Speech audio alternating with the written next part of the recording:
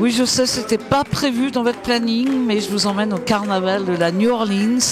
Car ici à Saint-Étienne, nous avons de grands spécialistes de l'école de danse Emporium, qui avec la complicité d'un jazz band, d'une douzaine de danseurs de son école de swing et d'une costumière, réussit à nous transporter dans les entrailles du plus grand carnaval du monde. Sa culture, ses costumes tarabiscotés, comme cette étonnante femme arbre, symbole du Mississippi.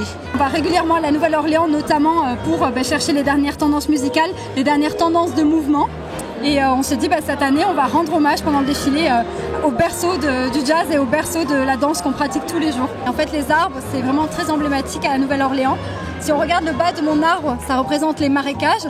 Et le haut de mon arbre, c'est un arbre des villes.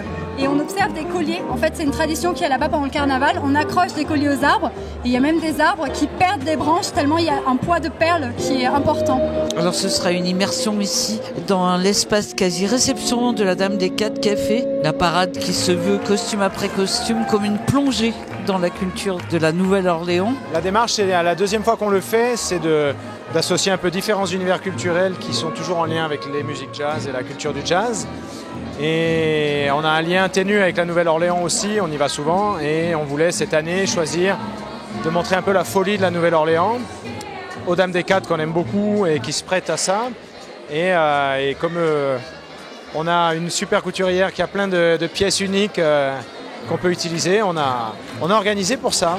Des figures ancestrales du défilé, le symbole des perles, des masques vaudous, la costumière de théâtre et d'opéra s'est en effet emparée des codes de ce carnaval excentrique. Ça nous amène dans un monde un peu différent, un peu féerique, c'est bien. C'est un peu peut-être des histoires autour des costumes. Voilà, j'aime bien quand ça raconte des choses. Magie noire, magie blanche, figure de vie, figure de mort ou de fertilité qu'elle a approchée avec un talon d'orfèvre.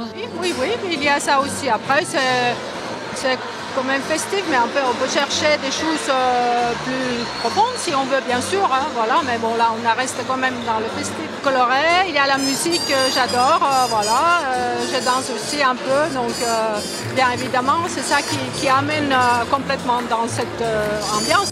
Alors en une douzaine de personnages, on est plongé dans ce qui fait le carnaval, sa colonne vertébrale, la musique, la danse, mais aussi tous les symboles, le syncrétisme religieux aussi. La Nouvelle-Orléans, c'est un syncrétisme il y a différentes religions, il y a différents courants musicaux, mais ils sont toujours réunis autour de la fête et de l'exubérance.